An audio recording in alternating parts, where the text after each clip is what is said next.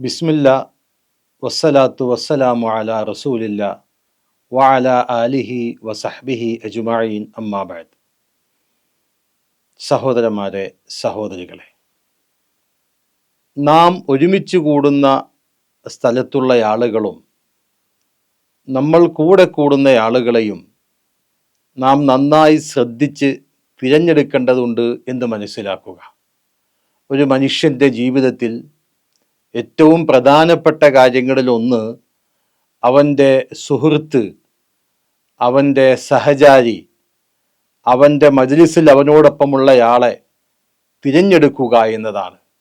കാരണം ഒപ്പമുള്ളയാളുടെ സ്വഭാവങ്ങളുമൊക്കെ മറ്റേയാളിലും പ്രതിഫലിക്കുമെന്നത് തന്നെയാണ് അതിൻ്റെ കാരണം. അതുകൊണ്ടാണ് പ്രവാചകൻ സല്ലല്ലാഹു അലൈഹി വസല്ലം നമുക്ക് നിർദ്ദേശം നൽകിയത്, ഒരു സഹോദര സുഹൃത്തിനെ തിരഞ്ഞെടുക്കുമ്പോൾ അത് നന്നായി തിരഞ്ഞെടുക്കണമെന്നത്. പ്രവാചകൻ സല്ലല്ലാഹു അലൈഹി വസല്ലം പറഞ്ഞു, അൽ മർഉ അലാ ദീനി ഖലീലിഹി. ഒരു മനുഷ്യൻ അവൻ്റെ സുഹൃത്തിൻ്റെ ചങ്ങാതിയുടെ ആദർശത്തിലായിരിക്കും.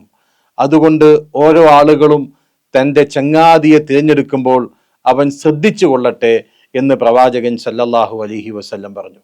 അതുപോലെ മറ്റൊരു ഹദീസ് നമുക്ക് കാണാം, നല്ല കൂട്ടുകാരൻ, ആ നല്ല കൂട്ടുകാരനെ പ്രവാചകൻ സല്ലല്ലാഹു അലൈഹി വസല്ലം ഉദാഹരിച്ചത് അത്തറ് വിൽക്കുന്നയാളൻ്റെ അടുത്ത് ഇരിക്കുന്നയാളെ പോലെയും ചീത്ത കൂട്ടുകാരനെ കൊല്ലൻ്റെ ഉലയിൽ ഊതുന്നെടുത്തിരിക്കുന്ന ഒരാളെ പോലെയുമാണ് ഉപമിച്ചിട്ടുള്ളത്. അത്തറ് വിൽക്കുന്നയാളൻ്റെ അടുത്ത് ഇരിക്കുമ്പോൾ അവിടെ സുഗന്ധം നമുക്ക് അനുഭവിക്കാൻ കഴിയും. അയാളെ അല്പം നമുക്ക് നമ്മുടെ ദേഹത്ത് തേച്ച് തന്നാൽ അതുകൊണ്ട് നമുക്ക് നടക്കാം, നമുക്കും സുഗന്ധം അനുഭവിക്കാം, നമ്മൾ പോകുന്ന ഇടങ്ങളിലൊക്കെ മറ്റുള്ളവർക്കും സുഗന്ധം കൊടുക്കാം. ഇതുപോലെയാണ് നല്ല കൂട്ടുകാരൻ. ചീത്ത കൂട്ടുകാരനോ കൊല്ലൻ്റെ ആലയിൽ ഇരിക്കുന്ന സമയത്ത് ഉലയിൽ ഊതുമ്പോൾ അവിടെ നിന്നുണ്ട് കരിയുടെയും ചെളിയുടെയും ഒക്കെ മണം നമ്മുടെ ദേഹത്തുണ്ടാകും. അത് തീപ്പൊരി പറഞ്ഞാൽ അത് നമ്മുടെ ദേഹത്തെയും വസ്ത്രത്തെയും കരിക്കുകയും പൊള്ളിക്കുകയും ചെയ്യും.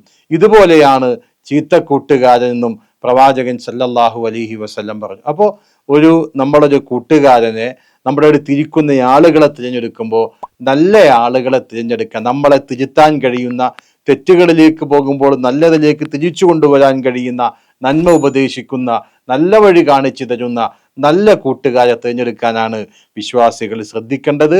അള്ളാഹു അനുഗ്രഹിക്കുമാറാകട്ടെ. അൽഹംദുലില്ലാഹി റബ്ബിൽ ആലമീൻ. അസ്സലാമു അലൈക്കും വറഹ്മത്തുള്ളാഹി വബറകാതുഹു.